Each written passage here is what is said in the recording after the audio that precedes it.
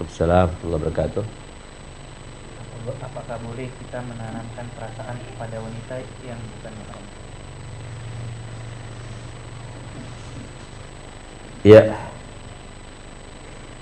pertanyaan yang cukup mewakili ya. Bolehkah kita menanamkan perasaan kepada yang bukan mahram? Jadi pertanyaannya itu mewakili, walaupun mewakili sebagiannya karena masih abstrak. Perasaan apa yang akan ditanamkan?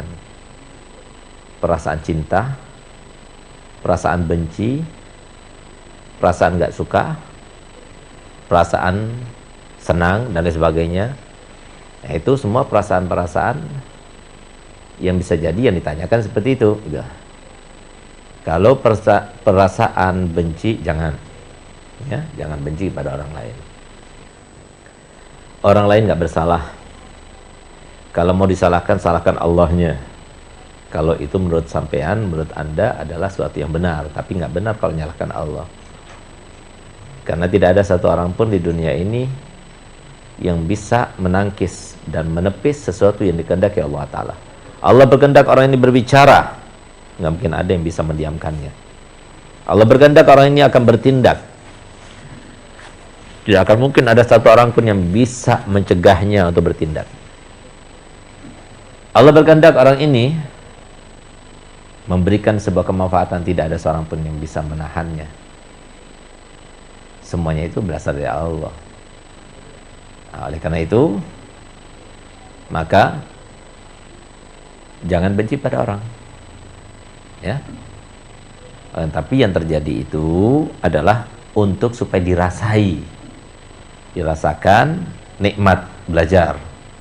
Gimana caranya menikmati sebuah cacian, sebuah hinaan, sebuah kesinisan dan lain sebagainya. Kalau kita sudah bisa merasakan itu semuanya indah dan enak dirasa, berarti kamu itu termasuk yang sudah dicintai oleh Allah Ta'ala. Hidup itu untuk ini, hidup itu untuk itu, ya.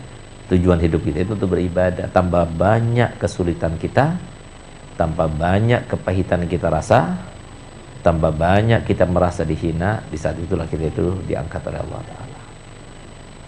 Ini kesempatan untuk kita mendekatkan diri pada Allah Ta'ala.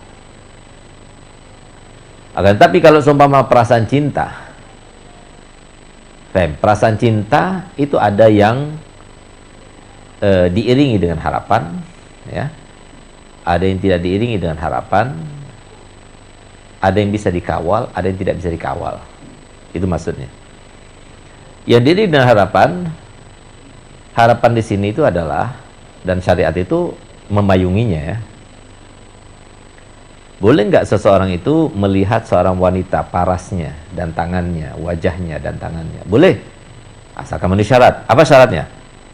1, dia sudah berazam, berniat untuk menikah. 2, dia boleh untuk menikah dengan perempuan itu, ya. Artinya apa? Dia bukan seorang yang tidak sekufu sama dia misalnya. Tidak ada hal-hal yang dapat mencegah dia itu menikahinya. Kemudian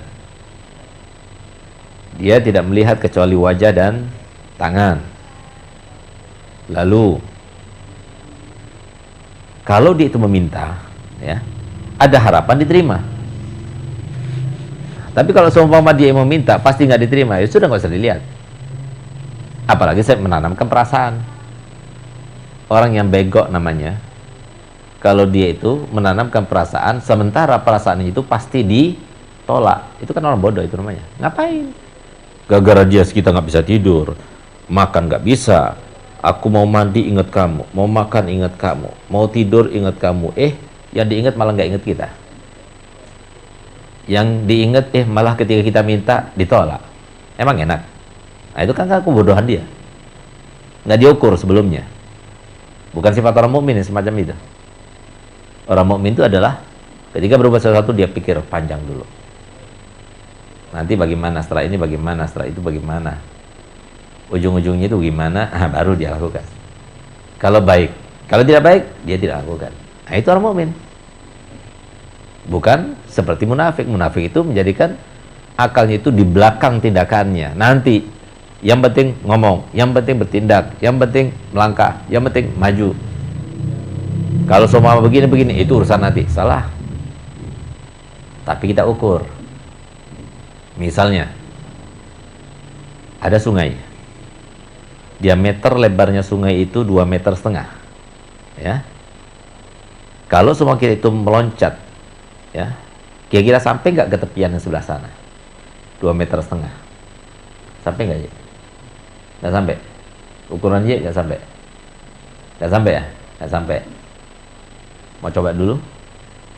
Mau coba dulu? Mau coba dulu? Enggak. Kenapa? Karena udah pasti nggak sampai. Jangan dicoba-coba. Masalahnya paling sedikit kalau coba itu ya pure, akhirnya basah semuanya. HP di situ dan sebagainya. Apalagi seperti saya nggak bisa renang. Akhirnya siapa menyelamatkan saya? Saya masih teringat. Saya pernah berenang sama Habib Ali, ya, adik di rumah seseorang, sama-sama nggak bisa renangnya ini. Akhirnya yang Habib Ali mau tenggelam, saya sok mau menyelamatkan, sama-sama nggak bisa renangnya. Nah akhirnya di situ ada perempuan, nggak ada lakinya, hanya perempuan yang ada yang lihat kita. Akhirnya mungkin dia mau pegang kita bagaimana, mau gendong kita bagaimana. Akhirnya dia ngambil kayu, pegang Ustaz, pegang. Gitu. Jadi kita pegang kayu, selamat deh. Nah ini. Nah jadi pikirkan dulu. Sebelum kita meloncat, mikir. Sampai nggak? Jangan konyol. Nah ini sama seperti itu.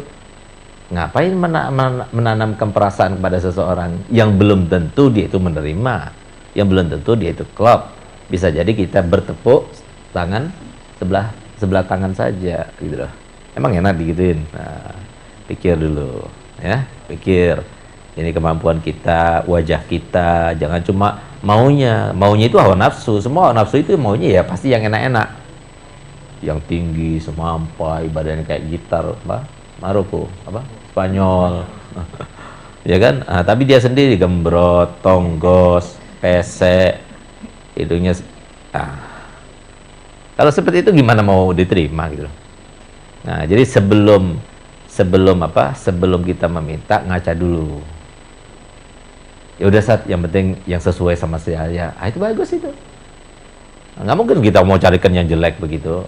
Yang sesuai lah gitu loh. Oh ini kira-kira 4 nilainya, 5. Oh kita carikan yang 6 atau 7. Atau 4 juga, atau 5 juga. Gitu loh. Nah, tapi nggak bakalan saya berikan ini nilainya 4, saya carikan yang nomor 10. Ya nggak mungkin. Jadi seperti itu. Karena apa yang dipandang oleh perempuan terhadap laki-laki, itulah juga yang dipandang oleh laki-laki terhadap perempuan. Sama gitu loh. Dalam hal ini sama. Nah, justru kalau mau emansipasi, ya di sini nih emansipasi gitu loh. Tuntutan itu namanya. Nah, jadi kalau seumpama kita meletakkan perasaan, ya, cinta atau senang, ya, jangan. Makanya Nabi SAW itu mengajarkan kepada kita, kalau kita melihat perempuan, langsung palingkan wajah kita. Ya.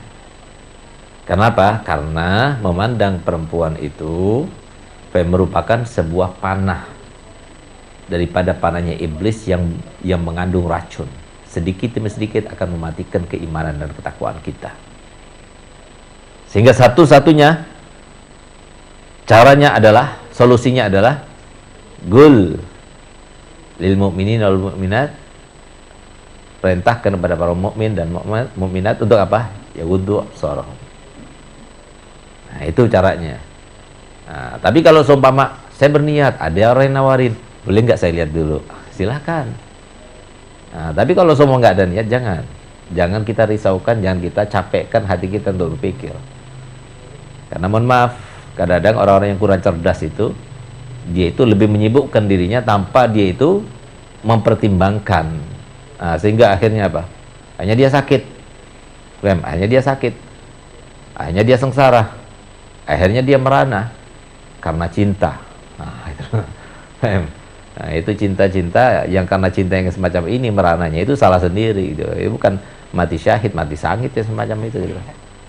Yang mati syahid itu ngelihat sekali, lakan nadratul ula, walekasaniyah, ngelihat sekali langsung dia jatuh cinta misalnya. Itu nggak bisa ditolak, ya silakan. Akhirnya apa? Dia tahu dirinya jelek, yang dilihat cantik, makanya dia itu senang misalnya.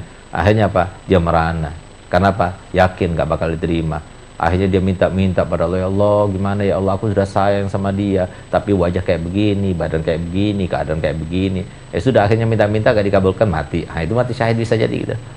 Tapi kalau sudah ngelihat terus jalan ini dan sebagainya, itu mati sangit itu namanya. Nah, jadi pahami benar-benar sebelum bertindak, pikir-pikir dahulu.